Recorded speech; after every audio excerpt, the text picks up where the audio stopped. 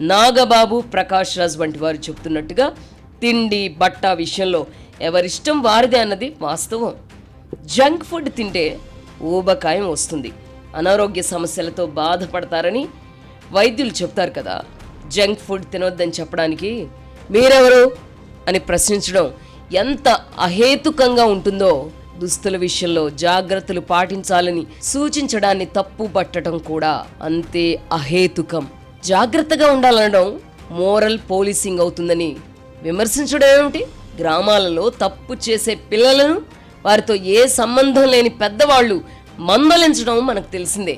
మా పిల్లలు ఏం చేస్తే మీకెందుకు అని వారిని తల్లిదండ్రులు తప్పుపట్టరు.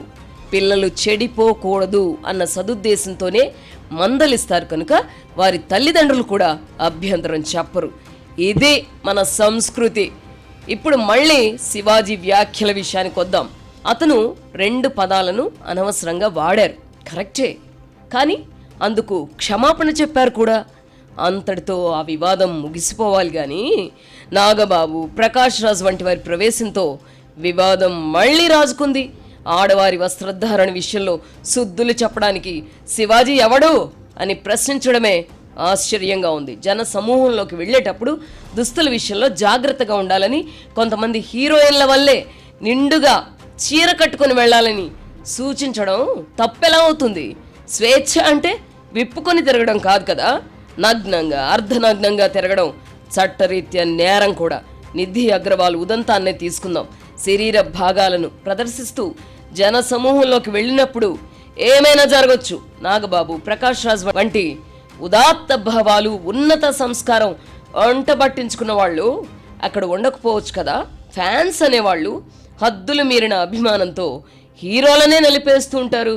అందుకే కదా బౌన్సర్లను రక్షణగా పెట్టుకుంటారు. అలాంటప్పుడు హీరోయిన్లకు రక్షణ అలా ఉంటుంది. జరగరానిదేమైనా జరిగితే నిధి అగ్రవాల్ వంటి వారు అల్లు అర్జున్లా కేసుల్లో ఇరుక్కోరా? 4 గోడల మధ్య జరిగే సినిమా ఫంక్షన్లో ఎలాంటి దుస్తులు వేసుకున్నా పెద్ద ఇబ్బంది ఉండదు. జనంలోకి వెళ్ళినప్పుడే తంట అంతా. దుస్తుల విషయంలో జాగ్రత్తగా ఉండాలని సూచించడానికి శివాజీ ఎవడు అని ప్రశ్నించేవాళ్ళు మీ ఇష్టం వచ్చినట్టు దుస్తులు వేసుకోండి అని చెప్పడానికి మేమెవరం అని కూడా ప్రశ్నించుకోవాలి. మంచి చెప్పడానికి అర్హత, హోదా అవసరం లేదు. ఫ్యాషనబుల్గా ఉండాలనుకోవడం వేరు, వల్గర్గా ఉండాలనుకోవడం వేరు. మంచి మాటలను తప్పు పట్టేవారు ముందుగా మహిళా సాధికారతకు నిర్వచనం తెలుసుకోవాలి. ఆడపిల్ల అని వివక్షగా చూడడం తప్పు.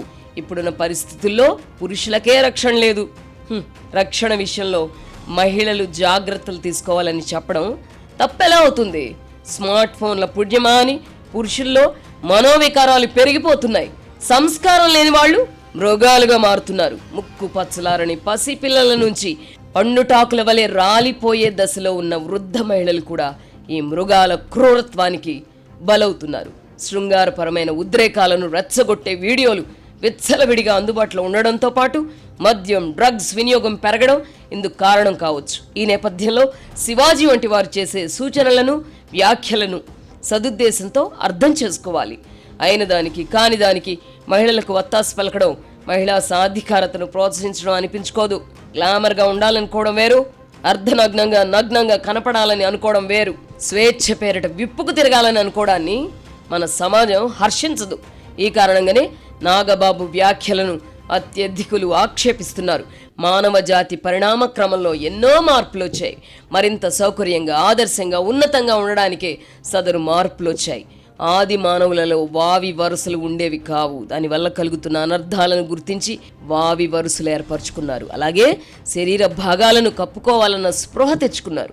నాగరికత లేని దశ నుంచి ప్రస్తుత ఆధునిక యుగంలోకి వచ్చాం. పంచల స్థానంలోకి ప్యాంట్లు వచ్చాయి. మహిళలకు చీరల స్థానంలో ప్యాంట్లు వగైరా వచ్చాయి. పూర్వం వలె మహిళలు వంటింటికే పరిమితం కావడం లేదు. పురుషులతో సమానంగా ఉద్యోగాలు, వ్యాపారాలు చేస్తున్నారు. ఈ క్రమంలో సౌకర్యంగా ఉండడం కోసం ధరించే దుస్తుల్లో మార్పులు చేసుకున్నారు. ఆకర్షణీయంగా తయారవడం వేరు, ఆకర్షించే విధంగా తయారవడం వేరు. మనం ధరించే దుస్తులు తయారయ్యే విధానాన్ని బట్టి అవతలి వారికి మన పట్ల ఒక సదభిప్రాయం ఏర్పడుతుంది. హుందాగా రెడీ అయితే అవతలి వాళ్ళు మనల్ని గౌరవిస్తారు. స్వేచ్ఛ ఉంది కదా అని స్త్రీలైనా పురుషులైనా శరీర ప్రదర్శనకు పాల్పడితే చీప్గా చూస్తారు. సినిమా రంగంలో ఉండే అమ్మాయిలు గ్లామర్గా కనిపించడం అవసరం. ఇతర రంగాల్లో పనిచేసే అమ్మాయిలకు ఆ అవసరం లేదు. ఇతరులు తమను గౌరవించేలా వారు కనిపించడం ఉత్తమం. రాజకీయాలలో ఉన్న మహిళలు చీరకట్టులోనే ఎక్కువగా కనిపించడం గమనార్హం. ఎందుకంటే వారు నిత్యం జనంలో తిరుగుతూ ఉంటారు. తమను కలిసేవారు తమ పట్ల గౌరవ భావంతో మెలగాలని వారు చీరకట్టును ఎంచుకొని ఉండవచ్చు. చిట్టిపొట్టి దుస్తులతో ఒక మహిళా ప్రజా ప్రతినిధి జనంలోకి వెళ్ళడాన్ని ఊహించగలమా? వెళ్ళకూడదా అని గద్దిస్తే ఏం చెప్తాం, వెళ్ళొచ్చు. కాకపోతే పర్యవసానాలకు కూడా సిద్ధం కావాలి. జరగరాని పరాభవం జరిగితే చింతించకూడదు. సినిమా హీరోయిన్లు కూడా సినిమాల్లో గ్లామర్గా కనిపించడం వేరు, జనంలోకి వచ్చినప్పుడు గ్లామర్గా కనిపించే ప్రయత్నంలో పొదుపుగా దుస్తులు ధరించడం వేరు. పాఠశాలల్లో ప్రైవేట్ పార్ట్స్ను టచ్ చేయడం నేరమని ఇప్పుడు బోధిస్తున్నారు. దీంతో బాల్యం నుంచి పిల్లల్లో శరీర భాగాల విషయంలో అవగాహన ఏర్పడుతోంది. ప్రైవేట్ పార్ట్స్ను పబ్లిక్గా చూపించడాన్ని ఇప్పుడు పిల్లలు కూడా ఆమోదించే పరిస్థితి లేదు. వస్త్రధారణ విషయంలో జాగ్రత్తలు తీసుకోవడం అవసరమని చెప్పడం, సంకుచితంగా ఆలోచించడం ఎలా అవుతుంది? సంస్కృతి సంప్రదాయాలను గౌరవించడం, ఆచరించడం అంటే భారతీయ జనతా పార్టీకి మద్దతు ఇచ్చినట్టు కాదని ప్రకాష్ రాజ్ వంటి వారు గ్రహించాలి.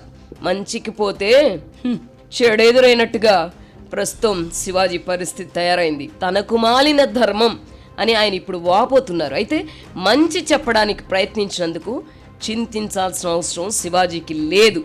అభిప్రాయాలు చెప్పుకోవడానికి నాగబాబు, ప్రకాష్ రాజులకు ఎటువంటి స్వేచ్ఛ ఉందో శివాజీకి కూడా అంతే స్వేచ్ఛ ఉంది. కందకు లేని దురద కత్తిపేటకి ఎందుకని నోరు కట్టేసుకోవాల్సిన అవసరం లేదు. వస్త్రధారణ విషయంలో స్వేచ్ఛ అంటే అది కష్టాలు తెచ్చిపెట్టేదిగా ఉండకూడదు. తిండి బట్ట విషయంలో స్వేచ్ఛ అనేది మనకు మేలు మాత్రమే చేయాలి.